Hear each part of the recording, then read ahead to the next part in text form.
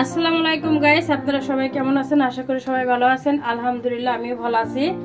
আজকে একটা পুডিং তৈরি করব।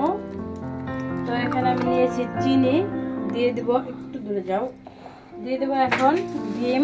ডিম আপনারা যে যেরকম দেন আপনাদের পছন্দ মতন দিবেন। তো আমি এখানে 4টা ডিম দিব। আমার পুডিংটা একটু বড় হবে, সেই জন্য আমি 4টা ডিম নিয়েছি।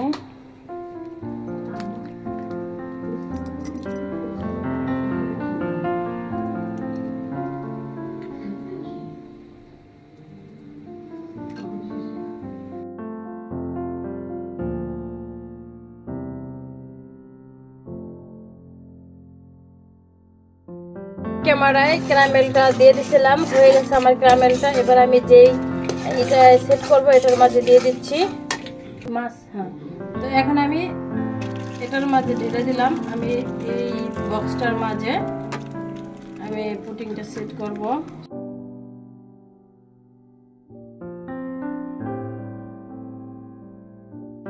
সো গাইস, আমি এখানে দিয়ে দেবো ভ্যানিলা সেন্ট 1 চামচের মতো। বাট আপনারা যদি এটা সেন্ট কেউ ভালো না বাসেন তাহলে এটার পরিবর্তে আপনারা এখানে এলাচির গুঁড়া ভেজে গুঁড়া করে ওটাও 1 চামচের মতো দিয়ে দিতে পারেন, ওটার সেন্টটাও ভালো আসে।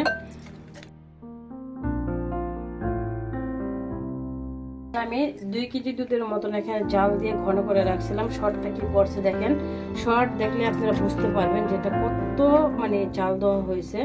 এই দুধটা আমি এখন দিয়ে দেবো এটার সাথে। দুধটা আপনারা জাল দিয়ে ঠান্ডা করে তারপরে সবসময় দেওয়ার চেষ্টা করবেন। কখনোই দুধটাকে মানে গরম দুধ দিবেন না ডিমের সাথে, তাহলে গরম দুধ দিলে কি হয়, দুধের সাথে দিলে ডিমটা অনেক সময় জমে যেতে পারে। এই জন্য গরম দুধ কখনোই দিবেন না। সবসময় দুধটাকে ভালো করে ঠান্ডা করে তারপরে দিবেন, বা হাতটা কুসুম গরম কিনা এটা দিয়ে বুঝেও তারপরে দিবেন। সো আমি এর সাথে দিয়ে দেবো এখানে আমি টোস্ট বা বিস্কিট আপনারা যেটাই দেন না কেন, আমি এখানে গুঁড়া করে রাখছিলাম সেটা আমি দিয়ে দিব।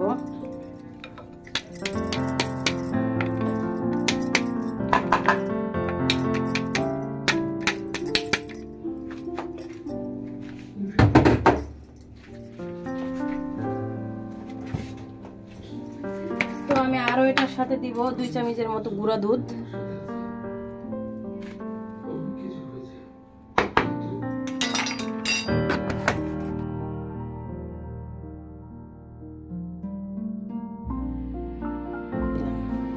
তো গাইস, আমি মোল্ডের ভিতরে ঢেলে দিচ্ছি দুধটা আমি ভালো করে মিক্সড করে নিয়েছি। এবার একটু সেঁকে দিব যাতে দুধের মাঝে কোনো ফলস না তৈরি হয় বা কোনো শর্টটার না থাকে, সেই জন্য।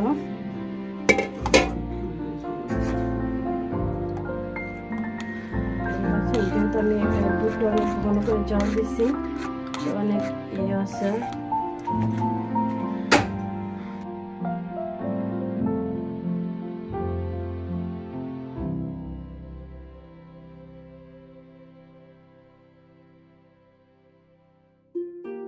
তো গাইস, আমি যে দুধটা নিয়েছিলাম আমার অলরেডি 2টা পুডিং হয়েছে, কারণ আমি ছোট একটা মোল্ড দিছি, তো এই কারণে আমার 2টা পুডিং হয়েছে। তো এটা তো আমি বসাই দিলাম আরেকটা, এখন আমি বসাই দিছি, ঢেকে দেবো। গাইস, পুডিংটা আমার হয়ে গেছে, আমি নামিয়ে নিয়েছি। এবার এটাকে আমি সারা রাত ফ্রিজে রেখে দেবো। তো এরপর আপনাদের বের করে দেখাবো কেমন হয়েছে। আমি এটাকে সারা রাত ফ্রিজে রেখেছিলাম নরমালি। এখন আমি এটাকে বের করে নিলাম। দেখেন পুডিংটা অনেক সুন্দরভাবে সেট হয়ে গেছে। এখন আমি এটাকে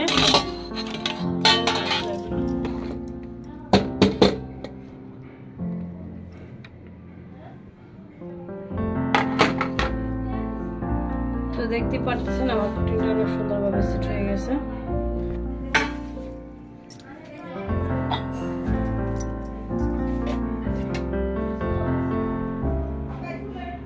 তো গাইস দেখেন, আমি একটা কেটে দেখাইতেছি আপনাদের আমার পুডিংটা কিরকম হয়েছে। দেখেন কত সুন্দরভাবে এটা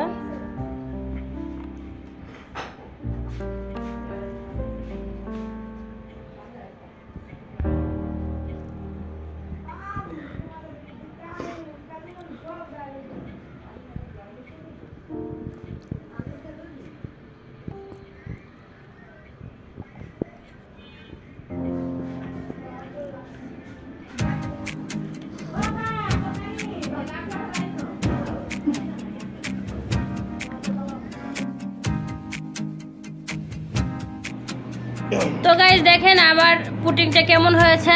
যদি আপনাদের ভালো লাগে একবার হলে এভাবে বানায় খাইবেন, বাসায় বাচ্চাদের খাওয়াবেন, বাচ্চারা অনেক খুশি হইব। তো আজকের ভিডিওটা যদি আপনাদের কাছে ভালো লাগে আপনারা আমাকে একটা লাইক দিবেন, ফেসবুক ফ্রেন্ড যারা আছেন একটা ফলো দিবেন, একটা কমেন্ট করবেন। বাট যদি কিছু বলার থাকে আপনারা কমেন্টে জানাবেন। আর যারা আমার ইউটিউবার সাবস্ক্রাইবার আছেন তারা আমাকে লাইক কমেন্ট সাবস্ক্রাইব করবেন। তো আজকের ভিডিও এই পর্যন্তই ছিল। ভালো থাকবেন সবাই, আমার জন্য দোয়া করবেন। আল্লাহ হাফেজ। তো গাইস দেখেন আমি একটু বড়টাও কেটে আপনাদের দেখা যেতেছি যে বড়টা কিরকম হয়েছে। বড় পুডিংটা দেখেন আরো ইয়ামি হয়েছে অনেক। ভিতরে দেখেন ভিতরটা কত সুন্দর হয়েছে, দেখেন ভিতরটা।